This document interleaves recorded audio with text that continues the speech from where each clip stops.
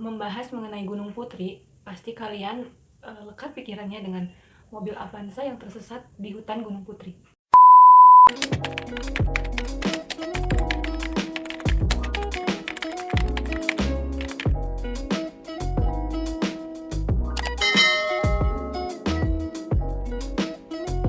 Halo Baraya semua, kembali lagi bersama saya Dika Pusparani, tentunya masih di channel Dika Pusparani yang selalu membahas mengenai asal-usul nama desa.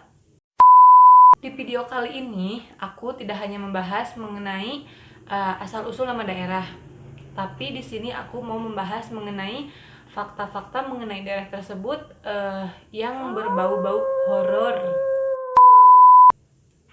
Oke, sebelumnya terima kasih kepada kalian yang sudah mau mensubscribe channel aku di Pusparani dan juga sudah mau menonton dari awal sampai akhir. Jangan lupa kalian juga like, komen, dan juga share ke teman-teman kalian yang lainnya biar pada tahu. Tentunya kalian pasti penasaran dong, aku mau membahas apa? Kok bau-bau horor sih? Iya dong, kali ini aku mau membahas mengenai hutan Gunung Putri di Majalengka. Apakah kalian tahu di mana itu hutan Gunung Putri? Apakah kalian tahu di mana itu Jahim? Apakah kalian tahu di mana itu Panjalu? Nah, kalau kalian tahu di mana itu Gunung Putri, di mana itu Jahim, di mana itu Panjalu, nah otomatis kalian pasti nyambung nih dengerin cerita kali ini. Hutan Gunung Putri merupakan sebuah hutan yang berada di kawasan Jahim,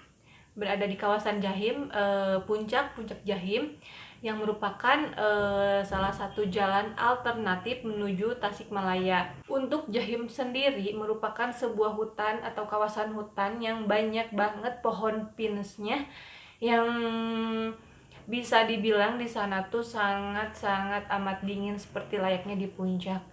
Nah, saking dinginnya apabila turun hujan di Jahim itu kebanyakan si jalannya itu tertutupi atau terhalangi oleh kabut. Nah, kali ini aku mau membahas mengenai hutan Gunung Putri. Pasti yang terbenak di dalam pikiran kalian yaitu mengenai mobil Avanza yang tersesat di dalam hutan sejauh 5 km. Betul? Bagaimana faktanya? Cekidot. Asal usul terjadinya tersesatnya mobil Avanza di hutan Gunung Putri tersebut sampai saat ini masih menjadi misteri yang belum bisa dipecahkan oleh logika. Hingga sampai saat ini polisi pun masih terus menyelidiki terkait kasus tersebut, karena kasus ini bukan hanya 1 atau 2 kali terjadi, tetapi berkali-kali terjadi. Ada 2 mitos yang dapat dikatakan atau dapat disimpulkan dari beberapa kejadian tersebut yang berada di daerah Maniis atau di Gunung Putri di Jalan Jahim.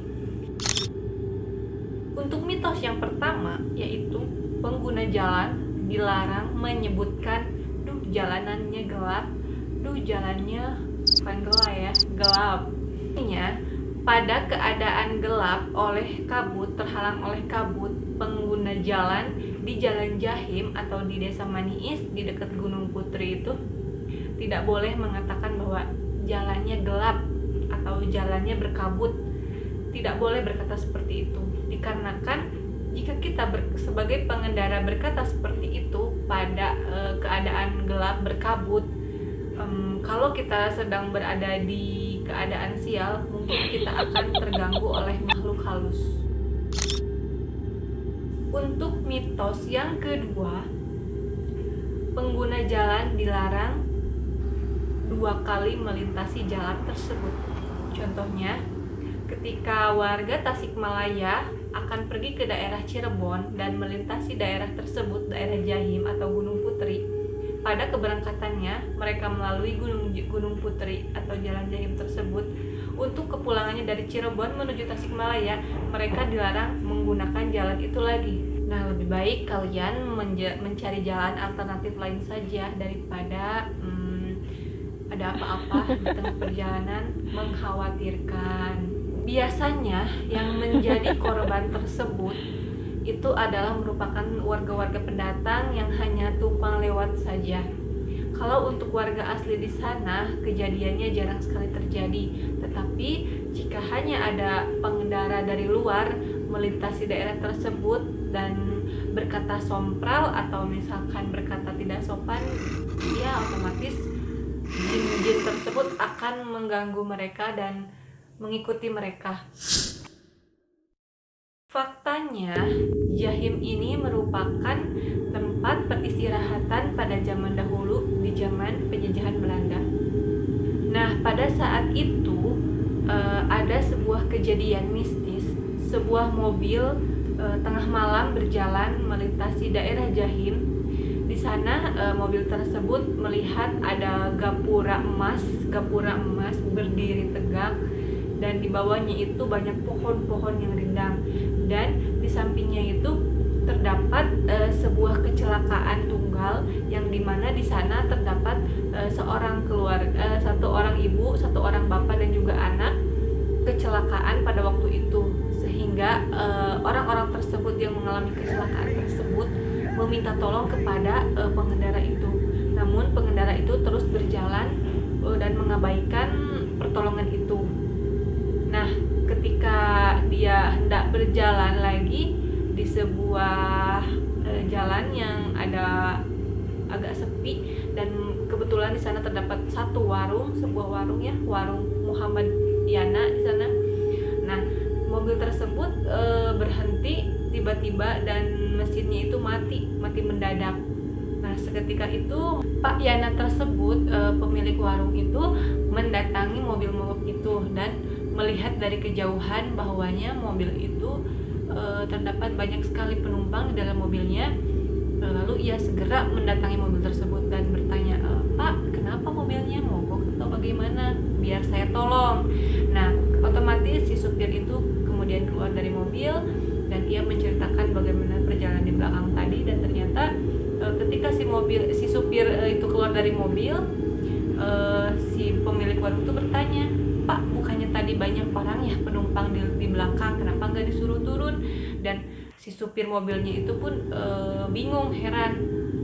Perasaan dia dari tadi pergi hanya sendiri, kok bapak ini melihat banyak orang, berarti di dalam perjalanan tadi ada apa-apa yang mengintai dia. Nah, dikarenakan hari sudah tengah larut malam, maka supir mobil tersebut memutuskan untuk menginap dulu di warung Pak Yana tersebut. Nah, keesokan paginya supir itu bangun dan melakukan pengecekan mobil. Barangkali mungkin ada keajaiban datang yang bisa membuat mobil itu nyala kembali, dan ternyata memang mobil tersebut nyala kembali setelah di pagi harinya. Dan waktu itu supir itu merasa terheran-heran kenapa bisa terjadi seperti itu. Lalu dikasih saran lah sama Pak Yana, pemilik warung tersebut, yang memang sudah sangat mengetahui sekali bagaimana keadaannya di jalan tersebut. Lalu Pak Yana pun berkata kepada supir tersebut, kalau memang di jalan ini kalau tengah malam itu harus berhati-hati, banyak berdoa, dan juga tidak berkata sompral dan tidak mengatakan gelap di jalan atau terhalangi kabut. Kejadian ini pun bukan hanya satu atau dua kali terjadi, ternyata banyak sekali fakta-fakta atau kejadian-kejadian horor yang terjadi di daerah Jahim, di Desa Maniis atau di dekat hutan Gunung Putri tersebut. Desa Maniis tersebut berasal dari kata niis atau istirahat. Konon katanya dahulu kala pada penjajahan zaman Belanda, di Desa Maniis tersebut merupakan tempat peristirahatan para penjajah Belanda, yang mungkin di mana di saat pada penjelajahan Belanda tersebut terdapat banyak korban-korban tumbang yang terjadi di sana. Nah, seperti itu para balaya, cerita mengenai fakta-fakta yang ada di hutan Gunung Putri atau di kawasan Jahim di Desa Maniis, Kecamatan Cingamul tersebut. Nah, untuk kalian, siapapun kalian yang akan melalui daerah tersebut, ingat pesan tadi, harap hati-hati, selalu berdoa, dan juga jaga sikap dan ucapan kita dimanapun kita berada, bukan hanya di Desa Maniis atau di Kecamatan Jahim, di Desa Maniis atau di hutan Gunung Putri. Dimanapun kalian berada, tetap selalu jaga ucapan kita, jaga perilaku kita dan selalu berdoa kepada Allah Subhanahu wa taala agar kita selalu dilindungi olehnya. Oke, mungkin cukup sekian untuk cerita kali ini mengenai pembahasan di daerah kawasan hutan Gunung Putri yang berada di Desa Maniis, Kecamatan Cingambul, Kabupaten Majalengka. Nah, kepada kalian yang sudah menonton dari awal sampai akhir, terima kasih banget. Jangan lupa kalian share ke teman-teman kalian, dan juga yang belum subscribe, jangan lupa subscribe ya, karena subscribe itu gratis.